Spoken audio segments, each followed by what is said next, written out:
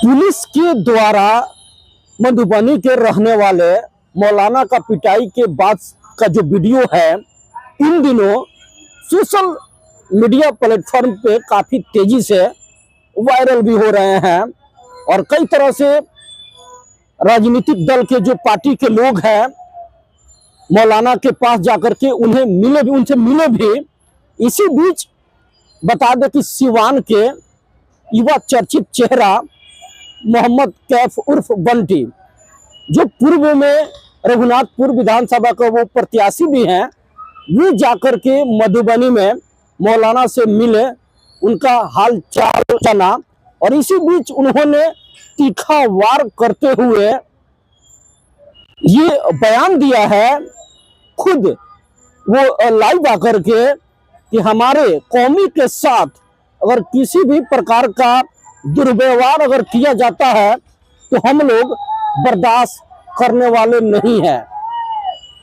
वो आपको फुटेज भी हम सामने रखेंगे कि और उन्होंने क्या कुछ कहा।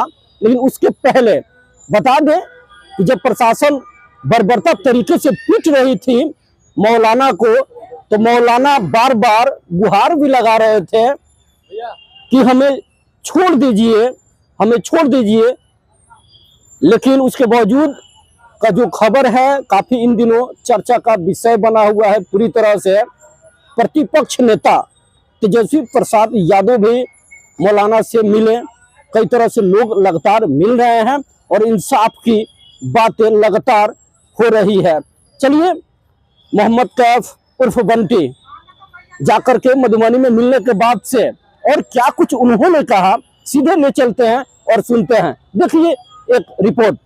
मोहम्मद कैफ है, मैं सिवान से हूँ और मैं कहता हूँ अगर दीन की जमात होनी चाहिए तो सियासत में मुसलमानों की भी जमात होनी चाहिए। जो ये बंदे के साथ हुआ है ये इनका अपना पर्सनल मामला बिल्कुल ही नहीं है। ये पूरे कौम को आवाज को दबाया गया है और कौम को मारा गया है। उसने अपमान किया था। वो डीएसपी जो आरएसएस और बीजेपी से पढ़ाई करके आया हुआ है, हमारे कलमा गोई, हमारे इमाम, हमारे बिरादर, हमारे जिगर के टुकड़ा, मैं इन्हीं लोगों से इल्म हासिल किया हूँ, इन्हीं लोगों से शरीयत के बारे में जानता हूँ, इन्हीं लोगों से मैं अपना जो भी किताब जो भी इखलाक है मैं इन्हीं लोगों से लिया हूँ। और इन पे जब चोट हो सकता है तो हम मुसलमान कहाँ हैं, ये तो सोचने वाली बात है। अगर आप मुसलमान अगर इस बार नहीं जगे तो कहीं भी नहीं रह पाइएगा, आप याद रखिएगा। उसने अपमान किया था और हमारी जो कैफ की टीम है उन्हें सम्मान देने का काम करेगा। तुम अपमान करते रहोगे, मुझे कोई फर्क नहीं पड़ेगा। हम इनके साथ खड़े हैं, तन मन धन से हैं। अगर ब्लड भी देना पड़ेगा तो हम कलमा गोई, क्योंकि हम मुसलमानों का एक ही रिश्ता है। और क्या है रिश्ता है? तेरा मेरा क्या रिश्ता? ला इलाहा इल्लल्लाह मुहम्मदुर रसूलुल्लाह।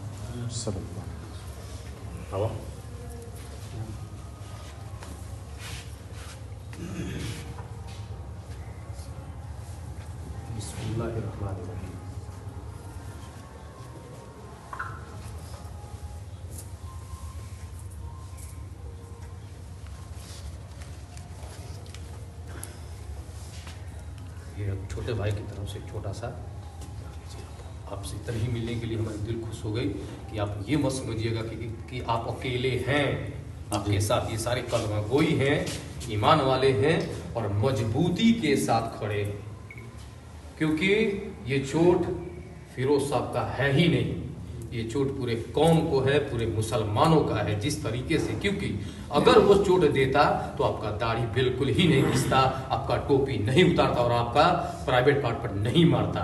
मतलब उसको नफरत और नफरत सिर्फ और सिर्फ मुसलमानों से है। और यही ये वजह है कि मैं सिवान से 250 किलोमीटर दूर से आपके मिलने आया हूँ। और मैं जिस तरीके से मैं सबको कह देता हूँ, कोई भी मुसलमान को अगर इस तरीके से प्रताड़ित करता है तो ऐ कौम वालों जगो, शहादत तुम्हारी पहचान है और तुम्हारा ईमान करबला के बाद शुरू होता है। अगर इस चीज को देखते हो तो जगो और जवाब देने के लिए तैयार रहो, चाहे दुनिया में कोई भी हो। क्योंकि मौत पे ईमान है, मरना अगर तय है तो लड़ना भी तय होना चाहिए हम ईमान वालों के लिए।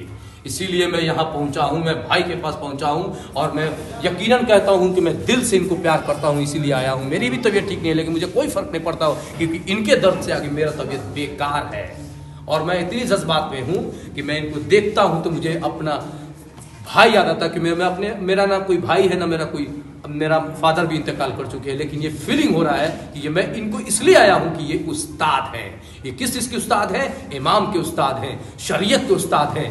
और जो चीज़ बताने वाला चीज़ है वो हदीस, जो नबी करीम सल्लल्लाहु अलैहि वसल्लम ने बताया है, उस पर चलने वाला बताने वाला कौन मिलेगा? सिर्फ और सिर्फ हमारे कलमा कोई हमारे मौलाना ही मिलेंगे। उसको रोकने और उसको मारने का काम किया गया, ये काबिल बर्दाश्त नहीं है।